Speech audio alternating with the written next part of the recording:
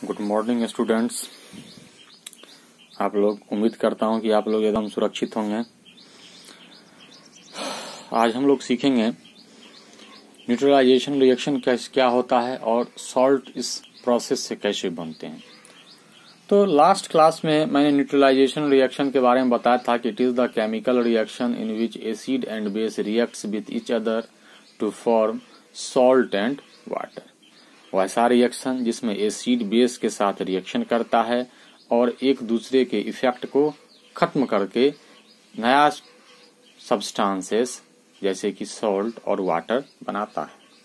ठीक है, जैसे एग्जांपल के तौर पे देखिए NaOH है, HCl है, ये एसिड है और ये बेस है। दोनों रिएक्शन किया, NaCl बन गया, H2O बन गया।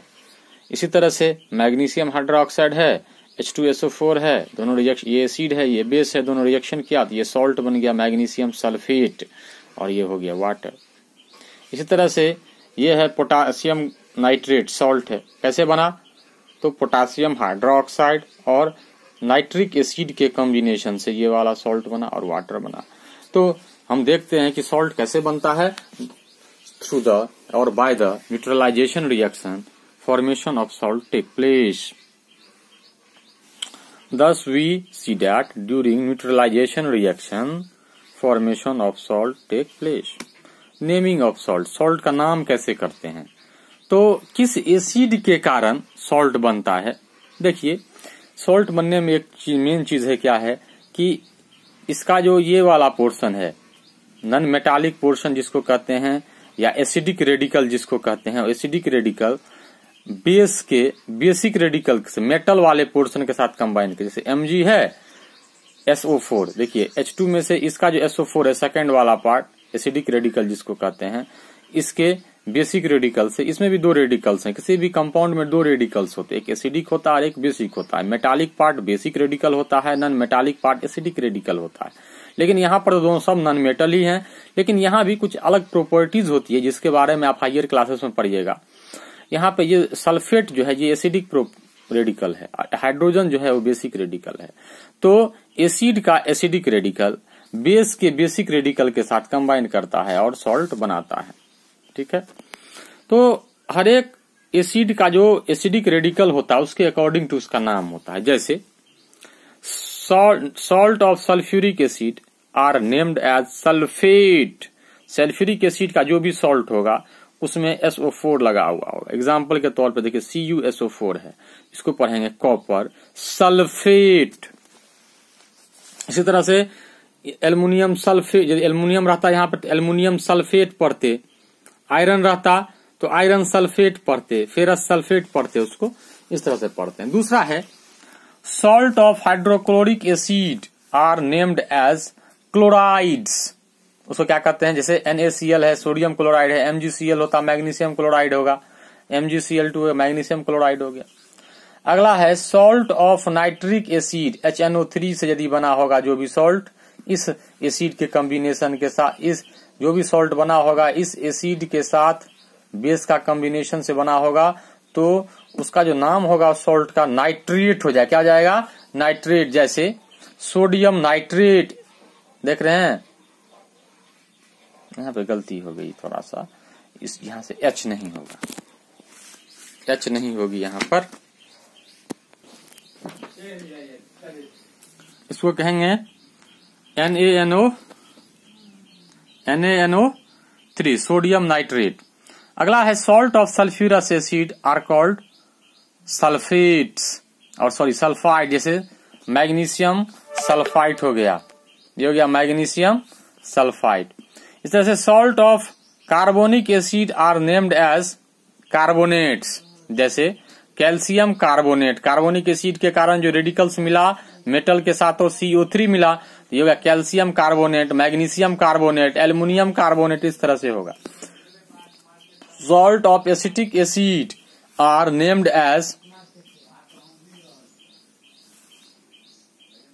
Acetate.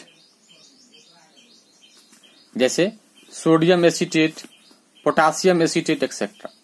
Properties of salt, salt के क्या क्या प्रॉपर्टीज हैं। सॉल्ट के जनरली 3 प्रॉपर्टीज हैं। सबसे पहला salt are form through the reaction between acid and base, acid और बेस के रिएक्शन के कारण सॉल्ट बनता है। दूसरा, मैक्सिमम सॉल्ट जो है वाटर में घुलनशील होता है, are soluble in water, most of the salt is soluble in water, water में घुल जाता है। कुछ ही सॉल्ट हैं जो वाटर में नहीं घुलते हैं, लेकिन सब घुल जाते हैं। तीसरा है, यदि सॉल्ट सॉलिड स्टेट में रहेगा तो इलेक्ट्रिसिटी को कंडक्ट नहीं करता है। Salt do not conduct electricity in solid state, but in case of solution और in case of molten state salt conducts electricity. यदि वो पिघला हुआ रहेगा या पानी में घुला हुआ है तो इलेक्ट्रिसिटी को कंडक्ट करता है। क्यों? क्योंकि पानी में घुलने के बाद वो आयंस प्रोड्यूस करता है और आयन इलेक्ट्रिसिटी का बहुत अच्छा कंडक्टर होता है। आयन के बारे में आप क्लास 8 में पढ़िएगा। अगला है क्लासिफिकेशन ऑफ सॉल्ट। सॉल्ट के कितने टाइप्स होते हैं? जनरली सॉल्ट को हम लोग 3 कैटेगरी में क्लासिफाइड करते हैं, न्यूट्रल सॉल्ट, एसिडिक सॉल्ट और बेसिक सॉल्ट। आप जानते हैं कि सॉल्ट एसिड और बेस के रिएक्शन के कारण बनता है और इसी तरह से हम इसीलिए स्ट्रेंथ के आधार पर, एसिड और बेस के स्ट्रेंथ के आधार पर हम सॉल्ट को 3 कैटेगरी में डिवाइड कर देते हैं, न्यूट्रल सॉल्ट, एसिडिक सॉल्ट और बेसिक सॉल्ट। न्यूट्रल सॉल्ट किसको कहेंगे? जब स्ट्रॉन्ग एसिड स्ट्रॉन्ग बेस से रिएक्शन करता है उस समय जो सॉल्ट बनेगा उसको न्यूट्रल सॉल्ट कहेंगे। So the salt which is formed due to reaction between strong acid and strong base is called neutral salt. Example, KCl, NaCl, KNO3, potassium nitrate पढ़ते हैं उसको, हाँ, Na2SO4 को सोडियम सल्फेट पढ़ते हैं। ये सब स्ट्रॉन्ग सॉल्ट है, सॉरी न्यूट्रल सॉल्ट है। दूसरा है एसिडिक सॉल्ट। एसिडिक सॉल्ट कब बनता है? When strong acid reacts with weak base, जब strong acid weak base के साथ रिएक्शन करता है उस समय जो सॉल्ट बनता है उसको एसिडिक सॉल्ट कहते हैं। यहाँ पे चूंकि एसिड स्ट्रॉन्ग है इसीलिए सॉल्ट का जो मीडियम हो जाएगा वो एसिडिक हो जाएगा और उस सॉल्ट को हम एसिडिक कहते हैं। इसका एग्जाम्पल हो जाएगा आपको अमोनियम नाइट्रेट हो गया, जिंक सल्फेट हो गया, कैल्शियम क्लोराइड हो गया, ये सब एसिडिक सॉल्ट में आते हैं। अगला है बेसिक सॉल्ट। यहाँ पे बेसिक सॉल्ट का मतलब है कि सॉल्ट का मीडियम कैसा होगा? बेसिक होगा।